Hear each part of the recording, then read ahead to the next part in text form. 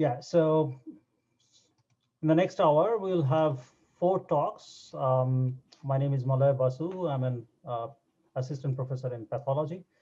Our first speaker is Alex Rosenberg. He's an associate professor in Department of Microbiology as well as a faculty at Informatics Institute. He's an expert in immune reporter sequencing. And most of you know that he's also very active in bioinformatics education, and he coordinates a course with me. So without further ado, Alex, take it away. Yes. Thank you. Thanks, Malay. Good morning. So today I'm going to talk about work my group is doing to build informatics tools for immunology research. So this is an overview slide.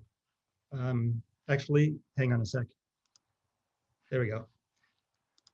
This is an overview slide of the various types or some of the projects that we're working on. These are 4 processes. The first one on the top is bulk repertoire sequencing. This is a form of RNA-seq applied solely to the immunoglobulin gene. So it requires specialized methods for both upstream and downstream processing. We're also doing work on 10x single cell sequencing, combining both gene expression, B-cell receptor, and feature barcoding, where you can understand about the phenotypes of individual cells as well as potentially antigen reactivity. Also, we're working on a cytometric serum bead array, which is a way that we can rapidly profile multiple serum reactivities to different proteins, and this has relevance, especially for COVID responses. And finally, we're also working on a single cell platform, which is a plate-based index sort assay with flow. And we could also, where we determine the phenotype and reactivity of individual cells, but can also sequence the B-cell receptors. And we're working on a pipeline to integrate that into a database called Sphere for sequence phenotype and reactivity. So today I'm going to talk about number 1 and number 3. So I'll begin with, I also want to mention the collaborators with each of these methods that we're doing. So there's many collaborators that I would like to acknowledge here.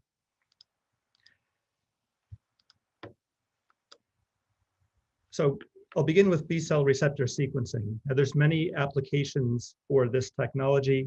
As I mentioned, it's essentially RNA-seq applied to immunoglobulin genes on B cells.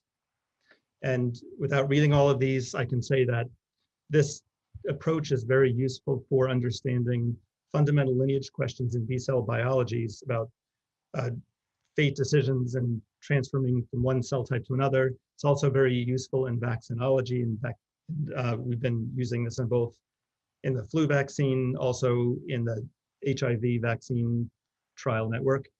And it's also useful for studies in immune system development.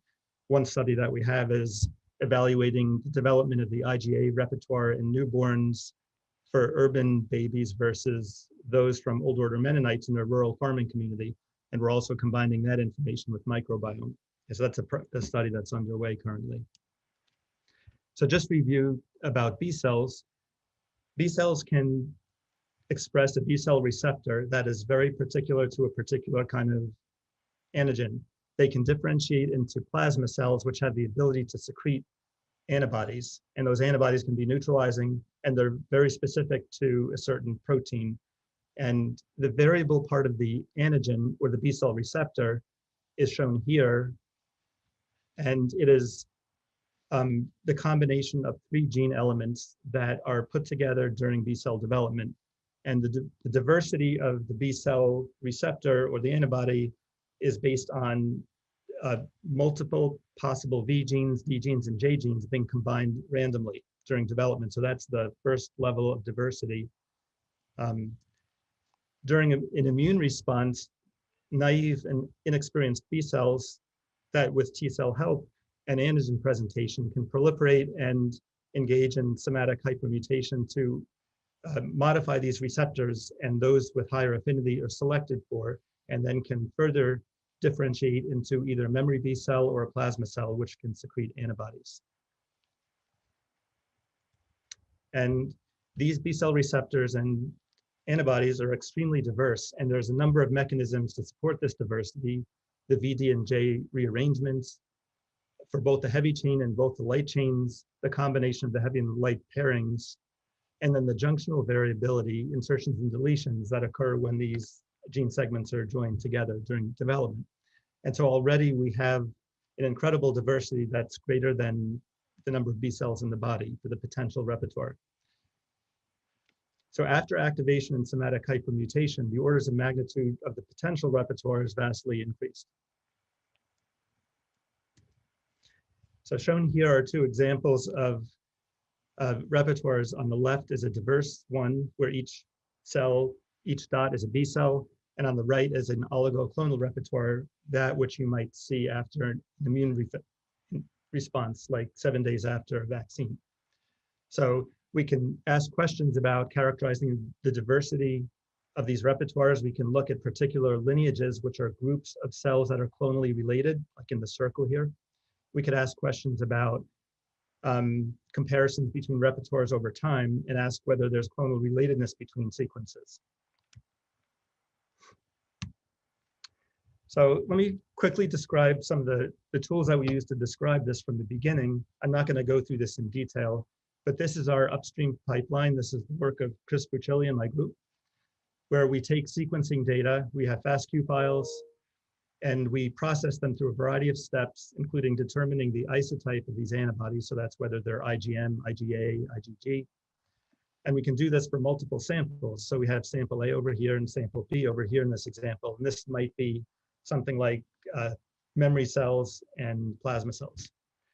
We align each sequence to germline to determine which V and J segments are used and the boundaries between these joins. And then the critical part here is then taking this annotated sequence data and then combining them to estimate or have an approximation of how these sequences are clustered into lineages. And all of this data gets deposited into a SQLite database for further analysis. So the way the clustering works is fairly straightforward. We have multiple sequences, and we can shown here are 3 types of cell populations, and we treat them all together so that we can see whether there are clonal relationships between these populations. So we can put them initially into fairly broad buckets based on their V and J gene annotations and the length of their CDR3 regions. And this is an approximation of cells that have the same recombination event. We can then further subset these into clonal lineages by using pairwise sequence similarity for the CDR3 region. Now, the CDR3 region is that which is especially prone to somatic hypermutation. And then we can get these constructed lineages, which may include sequences from multiple cells or time points.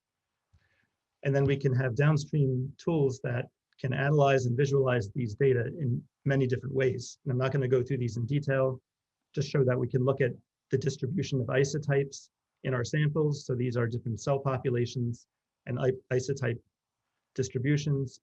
We have different ways of looking at diversity. We can display the lineages from smallest to largest to determine whether these are clonal responses, like in the antigen-specific memory cells or plasmablasts, or diverse, like in naive B cells. And we can plot these using the Hill diversity functions here.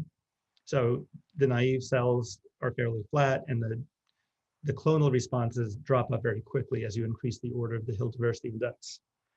We could look at mutation rates. We can look at distribution of V-J combinations. So we have J are the rows, V are the columns, and we can see there are non-uniform distributions of gene combinations.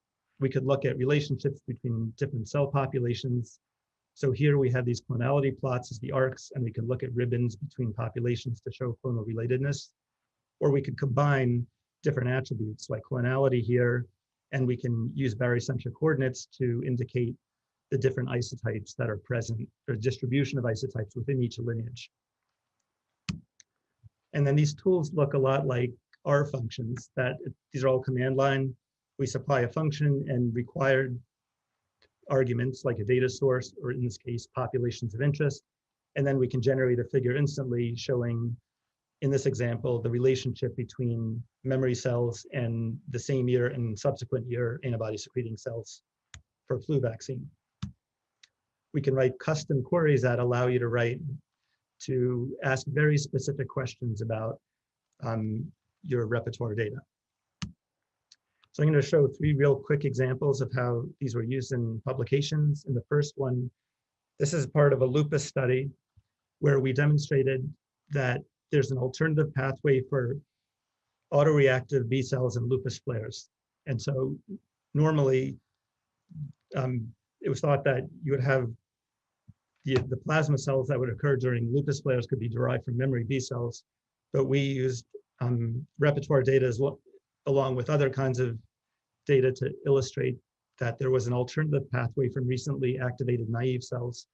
And that can be seen here, looking at over a time course, these are the distribution of clones and of activated naive cells, and the gold bars indicate clonal connectivity to antibody secreting cells. And especially during a flare, we see an increased amount of connectivity.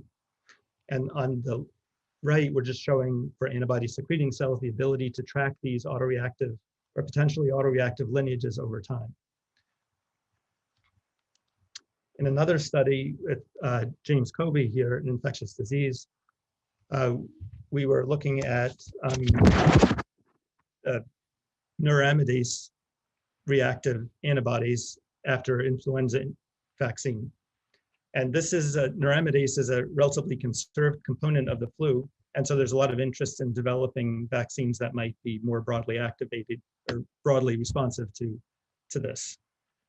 And so in this example, what we're showing is the fact that when we include reactive monoclonal antibodies for neuroamidase in the sequencing analysis, we can see that over time, we have both day 7 and 1 year sequences in the same lineage. So it's evidence that, and then we can see this with CD138 positive, which are putative long-lived plasma cells. So this is an indication that these neuroamidase binding antibodies are long-lived and persistent in the bone marrow plasma cells. In another example, we have, this is the HIV human vaccine trial network. We're showing with 4 different vaccine strategies, we could compare, using repertoire to compare the response, these different approaches. And in this example, we see T2 and T3 and T4 approaches have an enrichment of the VH1/2 clonotype or V gene, clonotypes with that V gene, whereas the T1 doesn't. And in other assays, it was shown that we don't get a lot of envelope protein reactive antibodies with this strategy. And so this is all consistent with the fact that these antibodies are largely 1-2. And this is shown on the right also that when we look at the lineages, each bar is an individual. And these are the different vaccine strategies. We clearly have an enrichment of the 1-2 lineages, especially for the 2 and 3 strategies. And like the previous flu study, we could look at monoclonal antibodies and see them in long-lived plasma cells several months later. So in the last 7 minutes or so, I'm going to switch gears and talk about a very different kind of process that we're working on. This is a cytometric bead array, which is designed to interrogate the seroreactivity to many proteins in human samples. So this is the work of Rodney King and John Killian in microbiology. They've developed this assay, and we're currently applying it to COVID. So we have many different beads. These are colorimetric beads that can be sorted by flow cytometry, and they come in different sizes. We apply, and each of these beads is linked to a particular antigen. And then we apply the serum sample, and then antibodies present in that serum sample will bind to the beads that have the antigens that are reactive in that serum. And then we can apply secondary antibodies, run it through a flow cytometer, generate a raw data file, and then ultimately we want to get a list of reactivities for the different isotypes and different proteins that we're looking at. And so what I'm going to describe is what happens in this purple arrow. So essentially what we're doing is using flow cytometry to first using automatic peak detection and gating is to identify the two different bead sizes using forward scatter and side scatter. And then within each of these buckets that are annotated as being a 4-micron bead or a 5-micron bead, we can then further segment the beads into different peaks. And these peaks represent the colorimetric beads listed here. And so we do this for each bead size. So this way we can increase the number of features we have in our assay. And then each peak will identify those beads that have a particular antigen linked to them. And then we can use the secondary antibodies to look at the mean fluorescence intensity and then get reactivity values. Sorry, my mouse keeps advancing here. So each peak corresponds to an IgM, IgA, and IgG response. And then for a given isotype here, like IgA, this panel of reactivities would appear here in this heat map where we're looking at a lot of longitudinal data from a single individual. And then the output of this pipeline is just a simple text file, or it could go into a database, which I'll describe in a minute. And it contains all the parameters used in the analysis, but here you have all your features, and here are all your reactivity values. And we compared this to doing this analysis manually using FlowJo, which is a fairly common flow cytometry analysis program. And we get high agreement between the two methods, between the quantification by FlowJo on the x-axis and automatic quantification on the y-axis. So this is now implemented as a high throughput process where you can queue up many FCS files. So typically we'll run several plates worth of samples in a day, generates one raw data file per sample. We can queue these up. We have a manifest file which describes metadata about the samples and indicates which of these samples are standard controls that we can use to make calibration curves. Then we also have other configuration files to define the flow assay here and the bead assay. So this is the linkage between bead peaks and antigens. And we also have a file configuration for the peak finding. You put all of this into this program and you generate all these files per raw data file. The ones that are standard curves are automatically picked out, assembled into a program which will then fit the data to a 4-parameter logistic curve to generate, so we can back calculate the concentrations, and then these data are dumped into a database along with their non-back calculated mean fluorescence intensities. And the key here is that this is extremely high throughput. So in our first run, we ran over 2,000 files, and going from raw data to complete compiled data set that we could start interrogating took under 7 minutes. And we're currently developing a database to manage all of these data. And the main way that we'll interact with this will be MATLAB, or we could build our tools to do this. And we're going to integrate this with the electronic health record extracts so that we can correlate the reactivity data with clinical parameters. So shown here are a couple of examples of how we can visualize this data.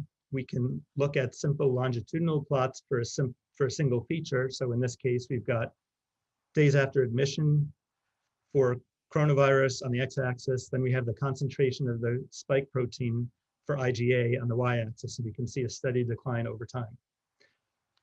We could also use a bar chart to show the profile, the reactivity to all antigens in the sample at a particular time point, and this is represented as a bar graph, and we do this for each feature and each isotype. Or we can combine these methods and show this as a heat map where the columns are days post-admission and the rows are the features for IgM, IgA, and IgG. And so we can see these really distinct patterns for each antigen in the series here. So as you can imagine, there are a lot of queries we can ask. One of the first things we can do is take this really big data set and start with unsupervised approaches to see if there are ways that just using the data we can segment this and then see if these are related to clinical parameters, or we could use more direct supervised approaches to answer these questions with particular clinical features. So in summary, my group develops a lot of tools mostly used in immunology, and we work with many different kinds of assays, both sequencing assays and flow cytometry or other kinds of arrays. And we're doing a lot, increasing amount of work in 10x at the moment. And we're always interested in exploring future collaborations with other investigators to apply these tools to new kinds of problems. And one thing I'd like to point out is that you can use, by having many of these collaborations, this is a great way to get requirements for future tool development and to make these more generalizable. And I'd like to thank many of my collaborators, my team, Chris Fucilli, Darrell Hill, and Mahika Kadem. And also the ones in yellow are those that I collaborate with on the projects that I talked about today. And I would like to thank them for this work. So thank you. Thank you, Alex.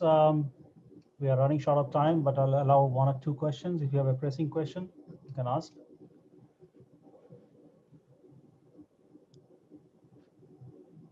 If no, if you have any other question, you can actually write your question in the chat box. So I'll move along. Our next speaker is Jelai Wang. He's an informatics architect at Informatics Institute. He's basically our go-to guy for any question regarding U-BRITE and the infrastructure. He's also a fantastic Python programmer.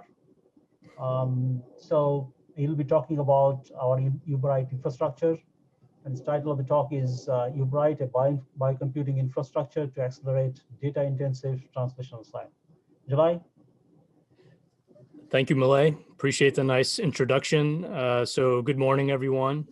Hope you're having a good ATTIS so far. So I'm definitely pleased this morning to get a chance to talk to you a little bit about U-BRITE, which is what we call our project to develop IT infrastructure in support of people doing data-intensive translational research.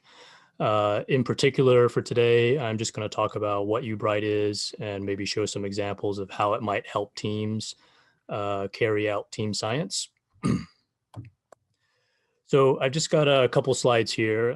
So U-BRITE is an acronym, and it actually stands for UAB, Biomedical Research Information Technology and Enhancement, which is a bit of a mouthful, so we all just call it U-BRITE. And it's definitely infrastructure about at least these 3 main things bulleted here. So one thing we're definitely trying to do is assemble clinical and bioinformatics tools that people think are important and make sure they're installed and work well on UAB's HPC infrastructure. So U-BRITE's definitely about getting the right tools in front of researchers in the right place. It's also about trying to help researchers with their data management and analysis pain points. So one of the big things we're trying to do with U-BRITE is experiment with and implement a design pattern called Commons. If you're not excuse me, familiar with that design pattern, I did put a quick definition from one of the first papers to describe this design, and that's Robert Grossman's paper from 2016. And it defines a commons as an infrastructure that co-locates data storage and compute with common analysis tools.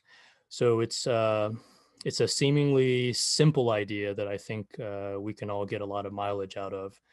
So you'll often hear us refer to U-BRITE as a translational research commons environment.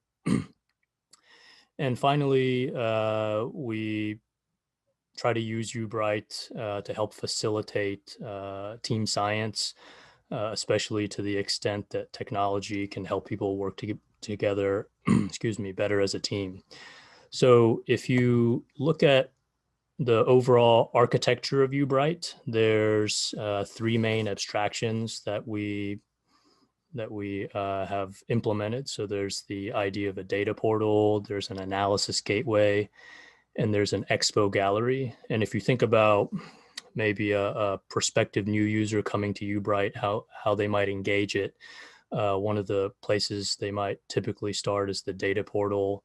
A lot of users and teams might come to us with problems like siloed data or siloed code, or just generally, ideas that they want to share with their team, get feedback, iterate on faster, but they're just being blocked for various reasons, right? So one of the things we try to do is encourage people to start to engage the data portal, right? So they might begin by putting their source code instead of maybe at their desktop or notebook computer somewhere, to actually put it in a source code repo and immediately start using the well-documented and well-understood workflows within the Git ecosystem to start sharing code both within their team and with other people. Similarly, if they've got data siloed off somewhere, to start to put it in the omics data repo, or maybe if you don't have your own data, you can query our many locally cached public data that we try to put there. And so that's, just gives you some ideas about the data portal. But once folks do that, then that implements kind of the first part of the commons, right? So you've put your data side by side with the biggest compute and storage here at UAB, which is the Chiha supercomputer that's depicted on the top right. And then you can start thinking about some of the stuff I personally find pretty cool, which is, well, what's the right analysis environment? What's the right abstraction? And so if folks are interested in a web notebook style UI, they might look at Jupyter Notebook. If they're interested in doing more of an interactive research tool, then they might look at Streamlit or RShiny. But regardless of what a team ends up choosing, what we try to do with U-BRITE is, is assemble these tools, right? And so that includes tool building frameworks like Streamlit and Jupyter, but also just libraries of data science and AI and machine learning and visualization libraries, and try to make sure they run well within the commons. So before I leave this slide, right? So U-BRITE is about how this commons idea can help people achieve that fast R&D process that I think we all want. And part of how we do that, of course, is trying to remove obvious traps like those code and data silos, and maybe some of the obvious ceilings to scalability that we see teams run into, and try to provide a path to something that will avoid those. So for the rest of my 10 minutes, I'm actually going to do just a live demo. So we've got a what we call a U-BRITE technology demo, and that's located at demo.ubrite.org. And it's a live running web application that folks are welcome to come check out and play around with it. I wanted to show it today because it's a little bit easier to show some of this than it is to talk about it, especially some of the possibilities within the U-BRITE Commons. And so if you scroll down to the overview diagram in the demo, we try to highlight a few of the key interactions that we often observe for teams trying to do team science. And so you see along the bottom, there's the idea of data scientists or analysts and their role. There's the investigators, and then there's methodology researchers and maybe other collaborators of the team.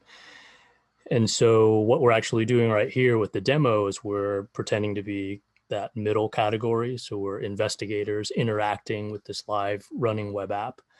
Obviously, before we can do that, somebody had to write the web app. And so when I wrote the demo, I actually put on my pretend to be data scientist hat for a little bit. And so that's depicted on the left-hand side of this diagram. And I tried to author some Python source code. I used a tool building framework from the machine learning community called Streamlit. And I worked with the rest of the team, rest of my team within, in source code, within the source code repo to iterate, to get at something we felt like was representative of a real interactive data analysis tool. And so once we were happy with that, we deployed it to app hosting. And that's kind of what you're seeing here, right? A live running web application. And what you'll be able to see in this demo is that from this interactive tool, you can programmatically query out clinical data from I2B2.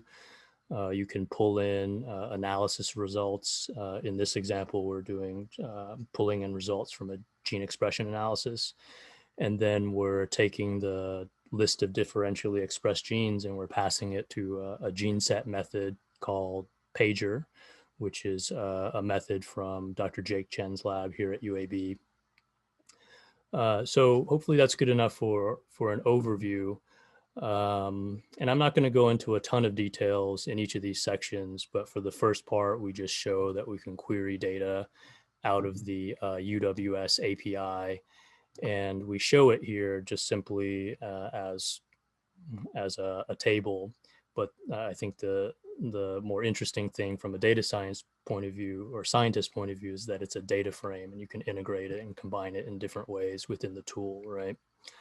So then the next section, there was a differential gene expression analysis that was performed by another part of the team. And so we wanted to pull in the results of that analysis and basically take that list of genes that were identified there and pass it to Pager, which is then going to tell us what gene sets or networks or pathways that might be of interest to us.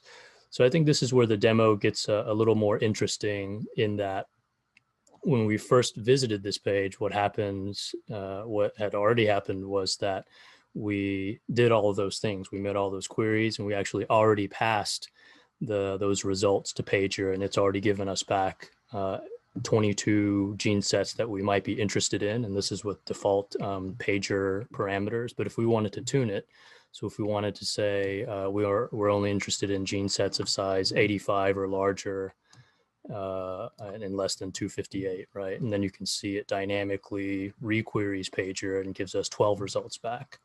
And just to show for completeness sake, we could also adjust some other Pager parameters, not all of them, just 2 representative ones. So these are just if you wanted to add or delete data sources, or if you wanted to adjust the false discovery rate cutoff. And so, so once as an investigator, you're happy with this, you might want to download it and play around with it further in another tool. So again, this is a technology demo, right? So it's not meant to be a real data analysis, but hopefully it's representative of what a team might actually do and want to do with an interactive research tool. So we're trying to set up the infrastructure with U-BRITE and put out examples to show people what might be possible in infrastructure to help with their team science. Jelai, 2 minutes.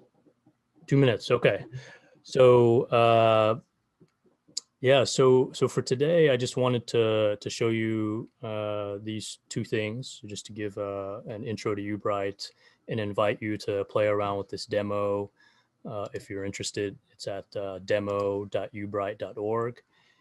And if you want to find out more about U-BRITE, we've got a website at ubrite.org, which you're welcome to check out. We've got a lot of learning resources, training. We try to integrate with bioinformatics courses, various info courses, and others here at UAB to help people who want to use U-BRITE get started. So please don't hesitate to get in touch if you have any questions. All right, so if you have any question for Jelai, please write it in the chat box. We'll move along. We are glad to have Greg Cooper with us. He's an investigator in HudsonAlpha. Greg's main interest is evolution and how evolution is affected in disease state. Many of you know that Greg is one of the person who is instrumental in developing a particular score called CAD score that we use regularly in analysis of genomes. Today, he'll be talking about long-read genome sequencing for diagnosis of neurodevelopmental disorders. Many of us are interested in long-read sequencing sequence analysis, so this talk is particularly pertinent for us. Greg, welcome, and take it away. Okay, great. Can I share my screen? Yes, you can.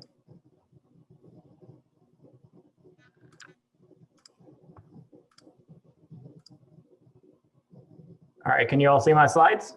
Yes. Great. Okay. Thanks. It's fun to be here, and yeah. So as you heard, I'm talking about long-read genome sequencing, which is something that we're really excited about. And to set the stage here, one of the driving questions or goals in my group is understanding the genetic basis for neurodevelopmental disorders. And as a big picture umbrella here, we're talking it's something like 1 to 3% of children are born with one or more of the symptoms listed here. So intellectual and physical disabilities and seizures, autism, and other kinds of related difficulties that can pose some pretty significant challenges to both the child and their families.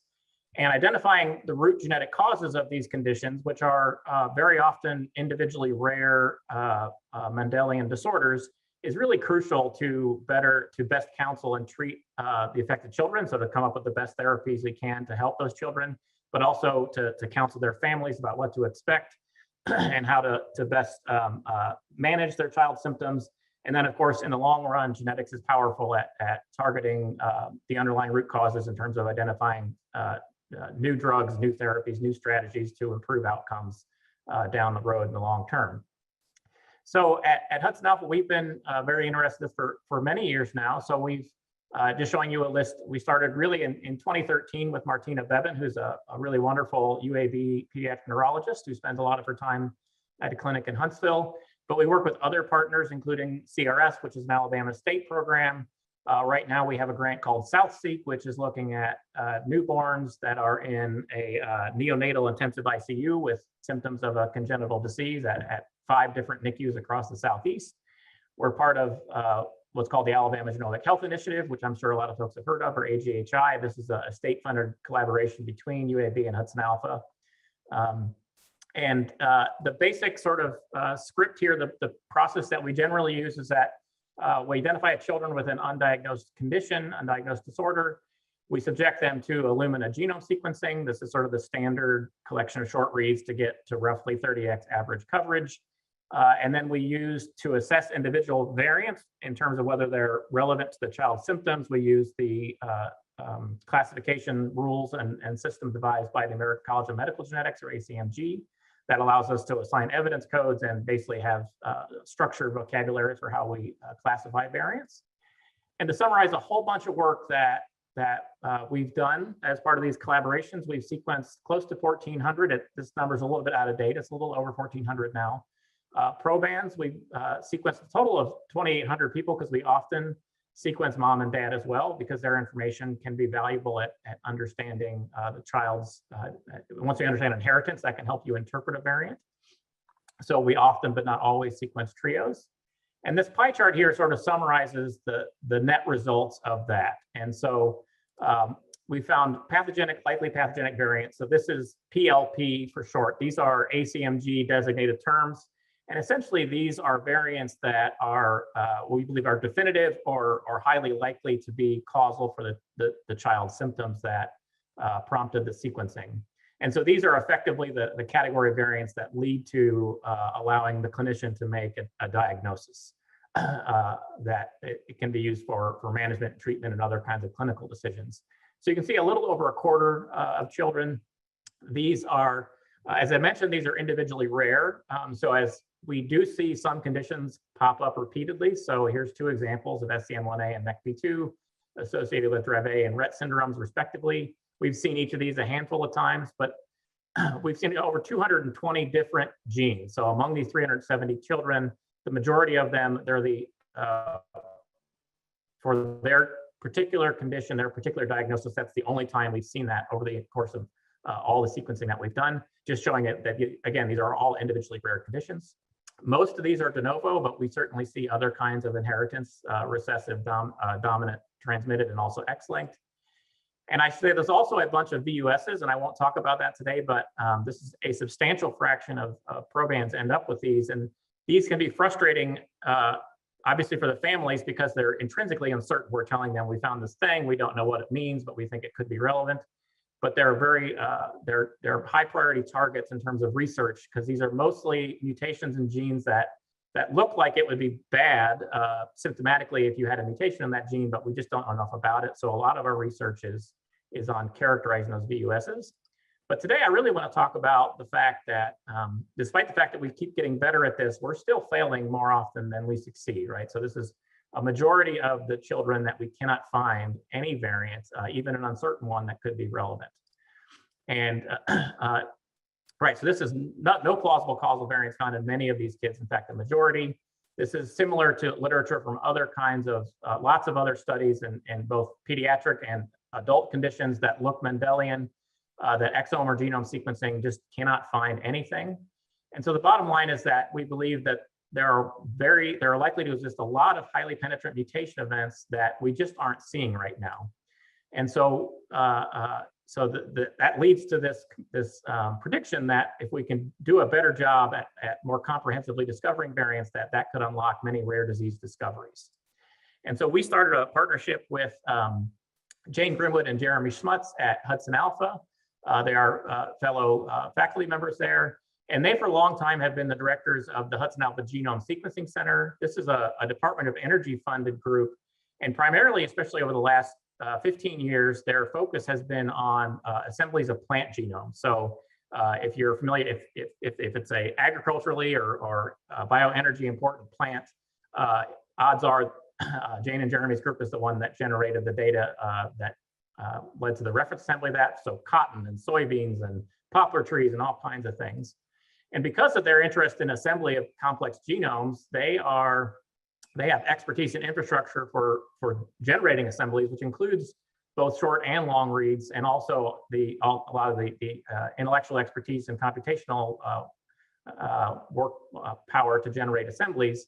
And as part of that, they were beta testers for something called circular consensus sequencing, or CCS, from PacBio. The brand name is called HiFi. And what's neat about PacBio CCS is, if for those who are familiar with long reads, historically the major downside to long reads, obviously the upside is that they're long, right? If you go to thousands or tens of thousands or even hundreds of thousands of bases read length, that can give you visibility into the genome that 150 base pair reads just can't.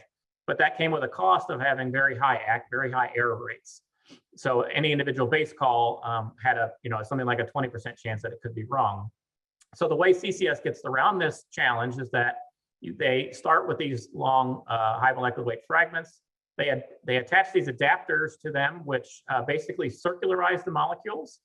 And then instead of sequencing one long molecule one time, they have this polymerase loop over that circle over and over and over again. And you can see here what you get is this looping where you're reading the same positions repeatedly. And so basically what this allows you to do is you can identify a consensus base at each position from collapsing the repeated observations at the same locus. And basically the errors, to the extent that they're random, not all of them are, but many of the errors are just random, that washes out if I read a base 2 times, 3 times, 5 times, 10 times, et cetera. And so what this allows to happen is that you get reads that are both long. So we're talking about tens of kilobases long, but now they're accurate. In fact, they're as accurate as Illumina reads are at the base pair levels. These have less than a 1% error rate in terms of per base pair call. So what we applied was we generated CCS data for 6 probands that we had previously studied using Illumina genome sequencing, in which we could not find anything. So you can see here the symptoms here. Each row here is a proband that we studied. Pretty typical representation of the phenotypes that we're interested in: intellectual disability, seizures, et cetera. All of them had previous genetic testing, exomes, genomes, or arrays, and I'm not showing you everything. A lot of these kids have undergone this, a diagnostic odyssey with lots and lots of tests. But you see we generated fairly high coverage from CCS reads, so from a mean of 25 to a 35x coverage, and we have intermediate coverage of parents. So we shot for about 15x coverage for mom and dad. with the primary goal being to use their data to assign inheritance of variants that we found of interest in the proband. So we took a couple different analytical approaches here. So obviously you can treat them like Illumina reads. You can align the reads to the human reference, in our case HD38 with BWA-MEM. We actually perform variant calling with Google's deep variant algorithm, structure variants with PVMM and PVSV. These are PacBio software packages. What we found was exceptionally high quality calls of normal variants. So if you just look at, for example, de novo point mutations or indels, on average, each human baby is born with something like 70 to 100 de novo point mutations and indels. And so you can see we're seeing about 89, which is right in the range of biological expectation. In contrast, I'm not showing the data, but from Illumina data, you typically get several hundred. So you get lots of erroneous de novo calls. So we're already seeing evidence that we're getting higher quality variant calls. But one power that you just simply cannot do at all with short reads, or at least not at all well, is that we can go and generate assemblies on a per proband basis. So we use this approach called Hi-Fi ASM. And what's neat about this is that this is done in a trio-aware fashion, so that you can take contigs that are generated for the proband and you can phase them and assign them to maternal and paternal haplotypes by using the sequence information that you have available from mom and dad. So here is just an overview of the assemblies that came out of Hi-Fi ASM. It's really remarkable. So for each of the 6 probands here, I'm showing you the contig N50. So this is the length of contig at which half of the assembled bases are included.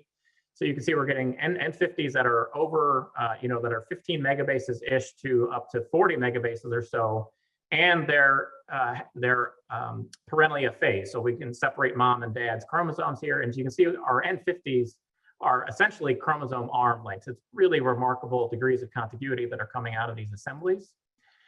So I just want to focus on some neat examples here. And obviously, the assembly is great, but our primary goal here was to find diagnostic variants. So one of the first things we noticed is this region of the genome that includes CDKL5 exon 3. So here is along the x-axis here are HD38 genome coordinates, and we're showing you IGV. So these are alignments of the CCS reads for mom, dad, and proband to the reference along the x-axis. So each read here is a row. So where it's gray, those are stretches of those reads that match to the reference. I see mom and dad, I'm not showing you all their reads, but mom and dad effectively appear to be identical to reference.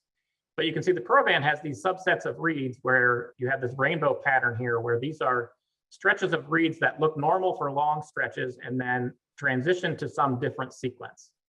And so this suggests to us that there's something happening. A mutation has occurred near this, affecting the CDKL5 exon 3. And so, of course, that is hard to understand what's happening here. One way that this gets resolved very quickly is if you look at the assembly. So one way we do this is the so-called dot plots, where we're looking at stretches of similarity between, this is the proband's contig here on the y-axis compared to HD38 on the x-axis. And often what you see is these diagonals. These are long stretches of sequence where the proband's assembly is effectively collinear and similar to the reference assembly. But you can see here we have this gap where there's a chunk of sequence present in the reference, present in the proband's content in the reference. And you can also see that it appears at least partially similar to this downstream region of the reference assembly. So when you go in and annotate this in detail, what you get is this. So the proband has an insertion of about 7 kb. It's partially an L1. This is a mobile element. So this is basically our genomes are filled with mobile elements like ALUs and L1s that are still active in human populations. So this is a brand new mutation event that resulted from an L1. But it also actually transposed a downstream segment of intronic DNA. That was that duplicated chunk I showed you of PPEF1. So it's a complex insertion event composed of multiple pieces. The important part in terms of disease status is you notice that CDKL5 exon 3 is here. And it actually, the insertion event creates a duplication. So this is called a target site duplication, where a chunk of sequence near where the insertion inserts is duplicated. And in this case, it includes the entirety of exon 3. And so you can see there, this is amplified RNA. where the proband has this, it's faint here, but you can see it as a band that's shifted up relative to the normal band that you see in proband mom and dad here. And when you cut that out of the sequence, that indeed includes an extra 35 nucleotides. And the net result is that that duplicate exon, because of 35, leads to a frame shift, leads to loss of function, which is in this case, CDKL5 loss of function mutations are a well-established cause of developmental and epileptic encephalopathy. So this is considered likely pathogenic and essentially becomes diagnostic for this proband. So I want to go quickly through a second proband, and for the sake of time, I'll skip a lot of the details, but here I'm showing you, again, dot plots where we're looking at chromosome 7, a chunk of chromosome 7 from the proband and a chunk of chromosome 9 from the proband compared to 7 and 9 from the reference. Long story short, proband 7 includes derived chromosomes, which are actually essentially translocated or rearranged pieces of 7 and 9 translocated together, along with a little chunk of an inversion here. You can see the dot plot is flipped on its axis here, so it's an inverted sequence. And when you again resolve all the mechanics of this, this is what the child's maternal chromosomes appear normal. So these two, 7 and 9 here in pink, but then the derived 7 and derived 9 inherited from dad are significantly rearranged here, where you have a chunk of chromosome 9 inserted into 7, and then you have the reciprocal event on the chromosome 9 along with an inversion event. On top of this, there's a lot going on in this child's chromosomal picture. We saw extensive rearrangement of chromosome 6. So you can see right away, this is a dot plot of the child's chromosome 6 against HG38. We have this massive inversion here. And we also have this region where if you zoom in, you'll see a whole bunch going on here. So we have inversions, we have shuffled events. And so basically this looks like chromothripsis. So to summarize that, we have this large pericentric inversion with a 10 megabase chunk where we have this, basically it's like the genome was shattered in this region and then put back together in the wrong order and orientation. So it's a really extensive amount of rearrangements. And so again, this structure variation found in this child was also considered likely pathogenic. And I should say that this is glossing over a whole bunch of work. It was really a heroic effort, especially from Susan Hyatt and James Lawler in the lab to sort through these assemblies and figure out how all these pieces fit together. So with that, I'll just conclude that we've generated long-read genomes from 6 trios. The assemblies were fantastic and were phased and just wonderful data. I didn't talk about this, but it really is remarkable how accurate we can detect variants, especially in complex regions like segmental duplications, mobile element insertions, et cetera.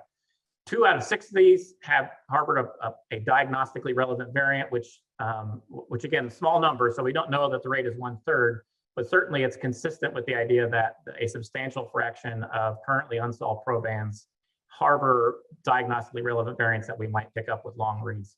And so we're really excited about where this goes. And with that, I'll conclude and just say thanks to all the families that participated. Obviously, we can't do this without their generosity in participating in research. And Susan and James led a lot of this work, but then my whole lab and our collaborators are all important. And yeah, that's it. There's time for questions. I take it, but I can move on. Thank you, Greg. If you have any question for Greg, you can ask. Wonderful talk, Greg. A quick question. How was the samples were selected for long-read sequencing? What criteria were used for this for selecting these samples? Right. So yeah, the short version is that they had to be they were samples that we had in the freezer that were negative by all of our previous attempts, but that basically we use our clinical collaborators to give us their best estimate, their best selection as to which children they think when they look at their phenotype, and these are all kids that they've treated directly, so just their sort of intuition that is likely genetic. So it's not a random sample by any stretch. It really is. We wanted to maximize our chances of getting a hit, so we asked them go through and pick out the samples that your hunch is that it's genetic. It's not really an objective score criteria. It really is an intuition that they gave us. My sense is that obviously they were picked for a non-random reason. My sense is that there's a whole bunch of positive examples that we're going to find in these negative cases, but certainly if that was part of the criteria is the clinician's intuition. How many? Yeah, go ahead, Jeff. How many unsolved cases can you envision could be solved by long-read sequencing? There's over 70%, right? But I think not all were due to structural variations or these complex rearrangements, right? Right. So yeah. So the bottom line is right now it's let's say that all the VUSs that we know of were to turn into pathogenic, which is not true. The maximum diagnostic rate that we currently see from Illumina is on the order of 40%. So it's that 60% is that. So what fraction of that 60 will resolve with long reads? I have no idea. Right now, I would say 2 out of 6. Right, one third is my best guesstimate. Obviously, those are still too small accounts. It could be quite a bit higher or lower than that. But certainly, my guess is that it's a substantial fraction. I certainly firmly believe it's likely not to be a majority of the unsolved cases, but I would say a substantial minority. Thank you. I have a question, Greg, for you. This is slightly off topic. So many of these cases where you do not find anything, like in this case, for example, you find that there is this rearrangement event that was not detectable. But what is your opinion about having synonymous mutation having an issue in any of these cases? Like, for example, nowadays, there are work going on, particularly in cancer, the role of translational selection and synonymous mutations. So do you think any of these disease synonymous mutations can actually have a cause that you cannot detect? So, absolutely. So I think there's still a lot of mutations, a lot of diagnostic information that is available, that is inside the Illumina, the standard variant calls that we just aren't capable of interpreting yet. So synonymous variants, regulatory mutations that affect non-coding sites. There's this whole class of element that we've been working on recently called poison exons, or this weird molecular mechanism that isn't really well understood. So I have no doubt that there are variants that have a strong molecular effect that lead to disease that we just, because we don't have a sufficient knowledge about how those elements or variants work, we can't interpret them correctly. So I'm certain those exist. What fraction of unsolved disease are they? I really don't know, but certainly that is a good bet for at least some of the cases. Absolutely. Any other question for Greg? If not, I think Greg will stick around, right? Yep, absolutely. Yeah, so you can ask Greg, and we can actually, in the break, we can actually have a little bit of discussion if you're interested. So we'll move along. Our last speaker for this session is Maggi Chen. She's a PhD student in Informatics Institute, and today she'll be talking about Inspector, a reference-free long-read de novo assembly evaluator. Maggi?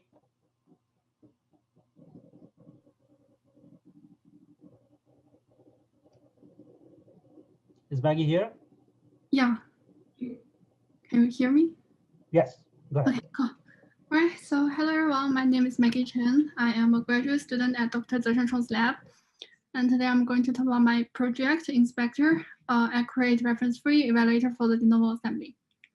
So starting with the background, de novo assembly has been a very popular tool and method, and has been widely applied in many biological studies, including the variant detection just now. And a high quality assembly is the foundation for the accurate downstream analysis. If you have a lot of errors in the assembly, then all the results you get will be unreliable based on that assembly result. So it is very important for us to evaluate the assembly result to see how accurate it is, and also to know where are the assembly errors. Very few tools can be used to evaluate assembly result. We have Quest, which is a reference-based method. They compare the context to the reference, and they report the misassembly every time they see difference between those two. So they cannot really distinguish the genetic variants from the misassemblies, and the number they report will be much higher than the true number of assembly errors. We also have the Mercury, which is a chemo-based approach. They don't require a reference genome. They also use the read to evaluate the assembly context. And instead, they report the location for the problematic keywords instead of the exact location for the assembly errors. And also, they cannot deal with the repetitive regions that well, because all the keywords in those regions are occurring multiple times in the genome. So in order to fix all the problems and evaluate the context accurately, here we propose Inspector. Instead of relying on the reference genome, Inspector used the sequencing read to evaluate the context and also to identify the assembly errors.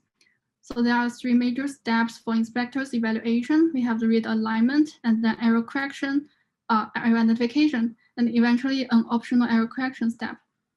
So first, the reads are aligned to the context with minimap2, and then we can calculate a matrix for continuity analysis, including the number of contexts and 50 mapping rate and other stuff. And then we will identify the structural errors that are longer than 50 base pairs, and also the small scale errors which are shorter than 10 base pairs. Both the structural errors and the smaller errors will be distinguished from the genetic variants based on the ratio of error supporting read. So a true assembly error will have about 100% of the read supporting this event because both haplotypes are different from the context. But if we are looking at genetic variants, only one haplotype is different. Then only 50% of the read from that haplotype will support error event. And by separating the 50% and the 100%, we are able to remove the genetic variants and only keep the assembly errors here. So that's how we identify the errors. And since we already know the location, size, and everything about the errors, we are able to really correct both the structural and the smaller scale errors, and then report the corrected context with higher overall accuracy. So that's the workflow for Inspector. And we first did the benchmark in the simulation dataset. We simulated a human genome with the SVs and SNVs, and we simulated the assembly context based on that genome with the assembly errors like the structure and smaller errors embedded in that. We also considered the haploid and diploid genome and also simulated the hi-fi or the CRR reads for the Inspector. So we applied the 3 different assemblers and evaluators and see if they can identify those simulated errors accurately. So here, if we look at that F1 score, which is the error detection accuracy, we see the Inspector is having consistently high accuracy throughout these 4 data sets for structural errors and also for the small scale errors. And especially for the CRR data, which has a lot more sequencing errors than the hi-fi data, we see a lower recall, about 86% than the hi-fi, which is 99%. But still, we have very high precision, and that leads to a high accuracy, over 90% for the small-scale errors. We also evaluated the simulated dataset with Mercury, and they were able to identify about 70% of the errors with a precision of 90%. It's not as high as Inspector, but it's pretty good. And we also have Quest. Quest is reporting a lot of SVs in their misassembly set because they are reference-based approach, so they have lower recall and precision than the other 2 evaluators. So here we show the Inspector is having very good performance in the simulation dataset. So then we moved on to the real data. We assembled a human genome of H002 from the Genome in a Bottle project, and we used the CRR and hi-fi and the nanopore data to perform the genome assembly. We tested 5 different assemblers, the Canoe, Fly, WTVG2, hi-fi assemble, and Shasta. And here we show the number of errors for both structural errors and also the base errors per million bases. So we also calculated the quality score here based on the number of errors we have identified. And this represents the assembly quality. A higher score indicates a better overall accuracy. So if we compare the performance of different assemblers, we see Canoe is having the best quality score for the CRR assembly and also for the hi-fi assembly. And in the nanopore assemblies, Fly instead, they get the best result. And they actually have a significantly fewer number of errors than the other 3 assemblers. And here in the H002 assemblies, we also evaluated each assembly with the Mercury. And here we list the quality score from Mercury's result. We compare the quality score by Inspector and by Mercury, and we see they are highly correlated, even though they don't have the exactly same value because they are calculated by totally different algorithms. So since the Inspector is able to report the exact location for the assembly error, we can perform a repeat annotation for these errors. About 59% of the human genome is covered by the repetitive sequence. So we would expect to see about 59% of the errors located in the repetitive sequence if the errors are generated randomly. So that line is marked here. That is the baseline we are looking at. Here we use a bar plot to show the percentage of errors located in the repetitive regions for each assembly and for the structural errors. and the small scale errors. And we observe the value to be always higher than the baselines throughout each assembly for both error types, which means there is enrichment of the assembly error in the repetitive regions. We performed the one sample t-test to check if the difference is significant, and we did get a very small p-value for both the structure and for the small scale errors, which means our inspector is able to identify errors even in the repetitive region, and also to show the enrichment of assembly errors in those regions. So that kind of suggests there is like the assemblers that are facing more difficulties in terms of assembling the repetitive sequence than the unique sequence outside of the repetitive regions. That's why there is a preference for the assembly errors. So eventually we have the error correction function. So we applied error correction with the hi-fi reads, and then we evaluated the original and also the corrected assemblies to see if we have improved the quality of the assembly. So here we have the number of small scale errors and also the number of structural errors. The gray is the original assembly and blue is the corrected. And we observed a very large decreasement in the total number of errors in both small and larger errors, especially for the smaller ones. So in the nanopool assemblies, we are able to correct about 90% of the total base errors. And for the CRR assembly, we corrected about 80%. And for the hi-fi, it's only 30 to 40%, as this one is already very accurate even before the correction. So there isn't too many errors to be corrected. So here we calculated the quality score with inspector to see if the corrected assemblies have higher overall accuracy than the original ones. And we did observe the higher score in the blue dots than the gray all the time, which means there is really an improvement here. And in the last figure, we cross-validated with mercury just to make sure that with the chemo-based assembly evaluation method, we are also validating those improvements in the overall assembly quality. And we did see that the blue dots are always above the gray ones. So here we are showing that by performing the error correction with hi-fi data, we are able to reduce the number of structural errors and also the small scale errors.